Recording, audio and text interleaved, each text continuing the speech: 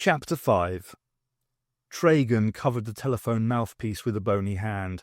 "Do come in, Chairman," he said, and watched with no discernible interest as Freeth turned diagonally to manoeuvre his immense width gracefully through the door. Freeth said, "Well?" Tragan held up a hand. "Thank you. You've been most helpful," he said, and put the phone down. "I've found out what we need to know about the doctor," he said, anticipating Freeth's next question. "And how did you manage to do that?" "I rang Unit and asked them." "A cunning ploy indeed," said Freeth, sinking onto the sofa, which he neatly filled, designed as it was to accommodate two. "The fools fell over themselves to give me the information. As much as they had, that is to say." Freeth frowned. "Nobody seems to know where he springs from," Tragan went on. "He is the resident advisor, as the Brigadier said. He has a doctorate in practically all the scientific disciplines, but he's a specialist in cosmology, space research, and alien life forms."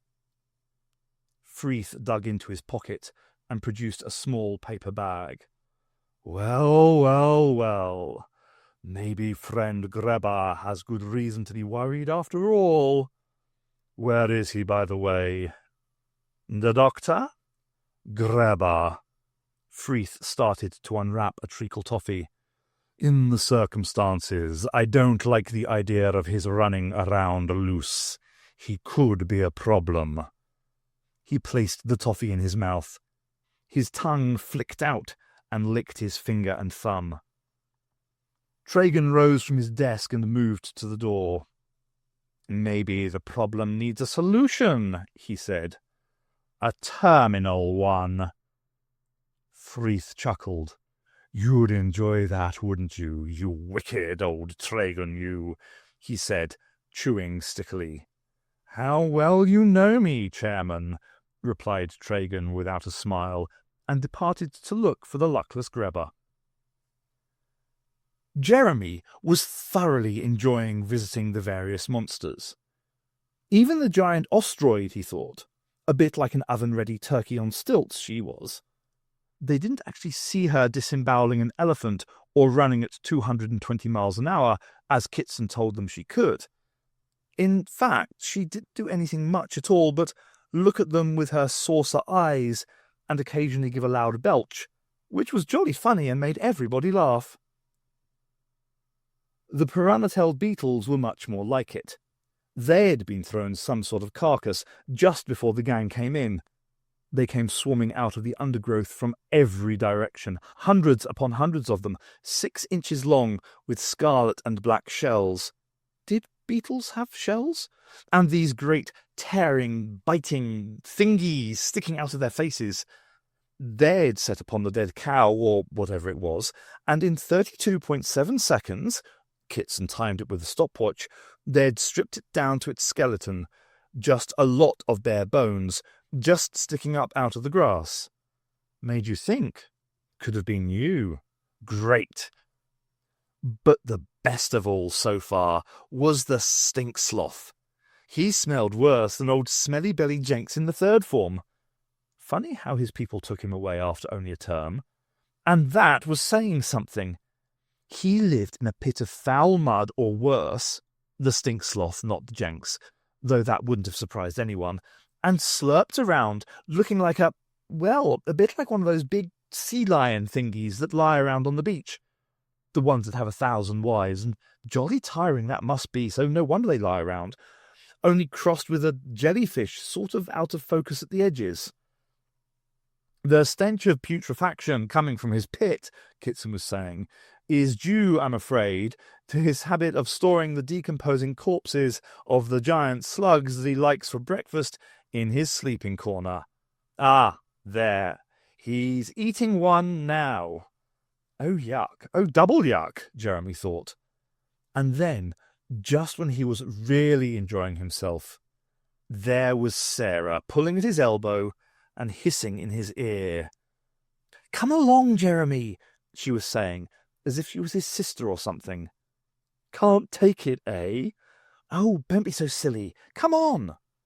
And she pulled him out of the pavilion and down the steps.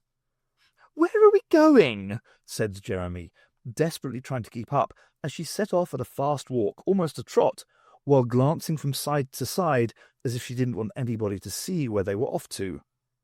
I need you to keep watch, she replied through her teeth. I'm going to get a candid camera shot of that Camellias thing. Luckily, everybody they saw seemed to be far too busy getting ready for the afternoon opening to notice them, even when Sarah, with a quick Secret Service-type look left and right, disappeared behind the Camellias house. Jeremy blundered after her. Where are you going? We can hardly march straight in through the front door, she hissed. But what about that fellow with the gun? He whispered, almost tripping over the mess of cables in the small back room which led to the side door. Shh. With infinite caution, Sarah eased open the door and peeped through the crack. It's all right, she whispered. There's nobody here. Oh, I say, said Jeremy as he followed her in. The beastly thing's gone. No, there he is, coming out from behind that dune. Jeremy peered across the heat shimmer rising from the sand. Oh, yes. But how could he be 40 yards away, or more like 50, when the pavilion itself was less than half that size? A phrase shimmered in his head like the hot air in front of them. Optical illusion. Yes, that was it. Sort of scientific conjuring. Oh, look, he's eating a tortoise thingy. He could hear the crunch as the Camellias cracked open the shell with its immense claws. Sarah already had the camera up to her eye and was muttering under her breath. Sorry? Said Jeremy. I said... Sarah took the camera away from her eye and turned to him. Oh, for heaven's sake, don't just stand there. Go and see if there's anybody in the lobby. Keep a lookout. She spoke in a cross-stage whisper, sort of shouting at him under her breath. Feeling got at. After all, she hadn't said. Jeremy went to peep through the main door into the reception lobby. No, there was no one there either. If he stuck his head out a bit, he could see into the open square outside, but the odd member of staff passed by without a glance. He could hear Sarah's voice behind him, interspersed with the clicking of the camera. That's it, sweetheart. Look this way. Lovely, lovely. Come towards me. Come on, I won't bite. That's my boy. The Camellias had started its gobbling noise again, and it was getting louder. Jeremy looked round. Much to Sarah's delight, the creature was coming towards her at a fair old rate of knots. Perhaps he ought to warn her. Oi, you! He swung round in a panic. Outside there was a tough-looking man about 20 feet away who was looking straight at him. Yes, you! I want a word with you! He made for Jeremy with purpose in his gait. Sarah! Cave! There's someone coming! The Camellias was almost on top of her, and she was clicking away like mad. Sarah! Shouted Jeremy. I'm on my way, she said.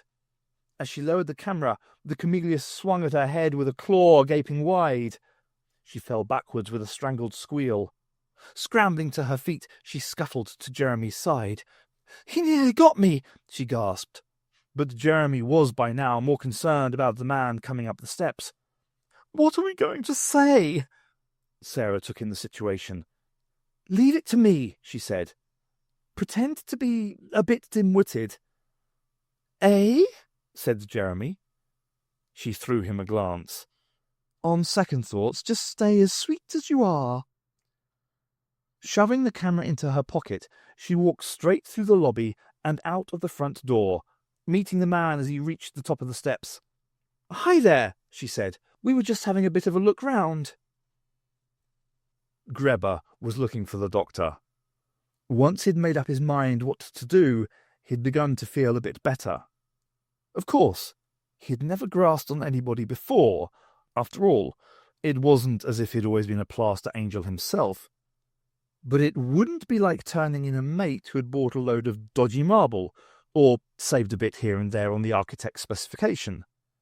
These people had got to be stopped. As for Tragan, well, he had just had to keep out of his way. As long as he doesn't know it was me, what I landed a minute, I'm safe, he said to himself, as he hurried through the endless avenues and squares of Space World, searching for the guided tour. If he didn't find them soon, though, he could feel his resolution ebbing away.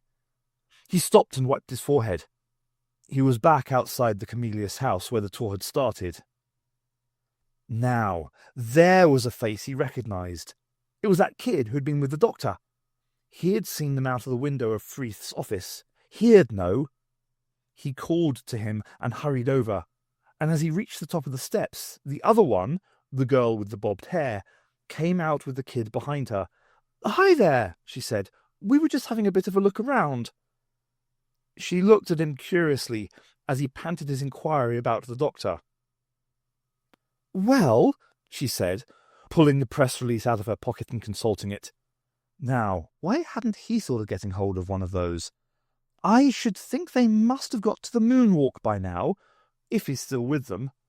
"You're a doll," he said. "Look, if you catch up with him before I do, will you give him a message for me? Only for God's sake, don't tell anyone else, see? Only him or that army guy, okay?" "What is it?" "Tell him I lied to him this morning. Tell him—" "Ah, Mr. Grebber, there you are." Oh, God, it was Tragan. Had he heard? Apparently not. "I've been looking all over for you," he continued in a cold but courteous voice. "Mr. Freeth would like a word." Billy Grebber's first impulse was to run.